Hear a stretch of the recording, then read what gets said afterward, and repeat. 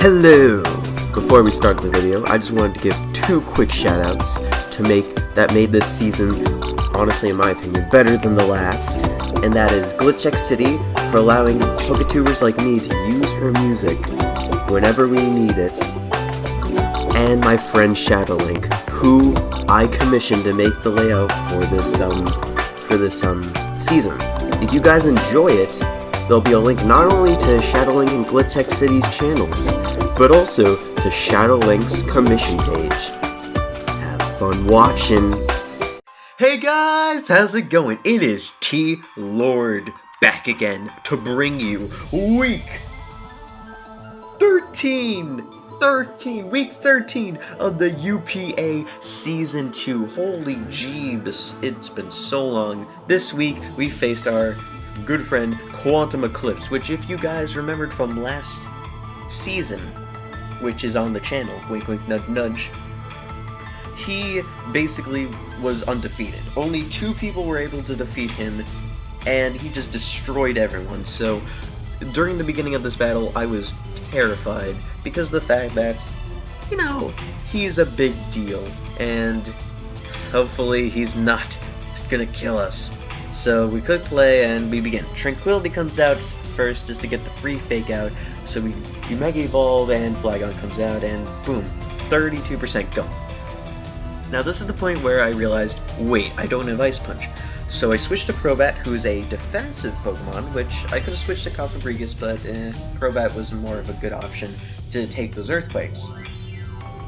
So Crobat comes out, and I go for my secret strategy of Super Fang, which cuts your HP in half, but it does not work, and I get hit with a Heavy Slam, which Crobat actually took the hit better than I'd expected. So he goes for Curse, probably at this point thinking he's very cocky, because I don't have any attacking moves. I could hit him with Toxic, but it does not affect him. Why doesn't Crobat get conversion? I don't know why. It should. But he sets up 2 curses, and at this point I switch to Cofagrigus to try to get the Willow, and he goes to rest. So now I'm scared, but a little bit happy because Hex. We had Hex on the set that was made. And boom, he gets hit hard, and he's not coming back. And even if he hit Heavy Slam, it wouldn't have worked. It probably would have hit not that bad. So Miltank comes in, and this freaking Miltank hurt me so much. Body Slam hits, we get it Scrappy gone, but then paralyzed. And that's the thing that annoyed me. And we missed Will-O-Wisp. It was just so aggravating, because that would have made Miltank much of a less of a threat, losing HP every turn. And we go for Will-O-Wisp again, and it missed again. I don't even know why. Does Cofagrigus need glasses? So we go for Hex here, trying to will out damage. But you're probably wondering, why aren't you trying to kill it, or trying to make it switch out, or so it doesn't set up?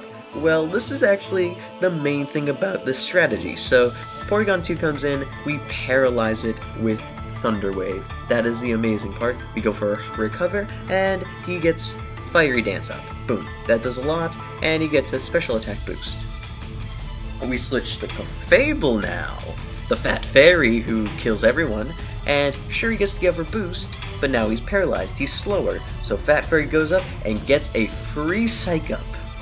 And to top it on that, he's paralyzed, so we couldn't even attack this turn. We go for Flamethrower, and the add salt to the wound, he gets paralyzed again. So this poor man, is just getting destroyed, and now we have the opportunity to sweep with this Clefable. Because look at it, it's monstrous. So he sends out Lilligant, probably thinking he could just sack it, but I was thinking that, but he goes for Sleep Powder because it was Focus Sashed, very decent strategy. So now he switches to Aggron.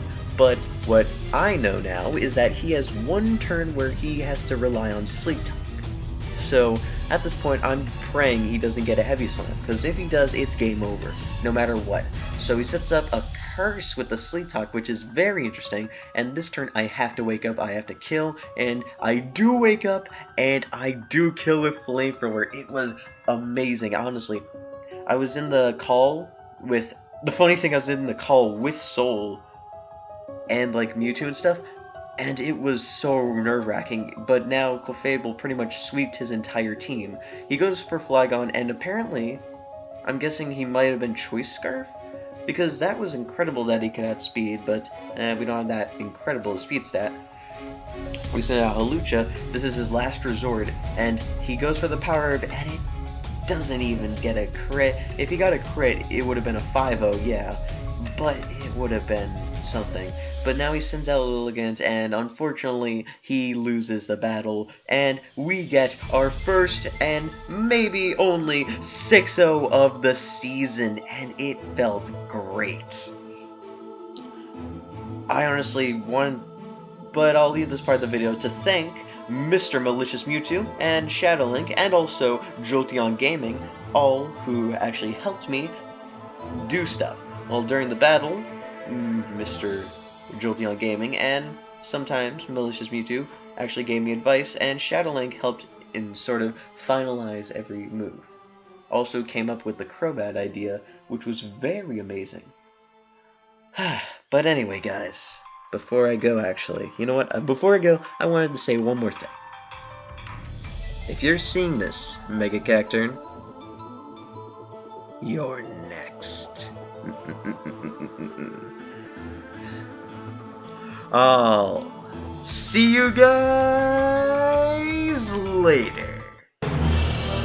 Bye.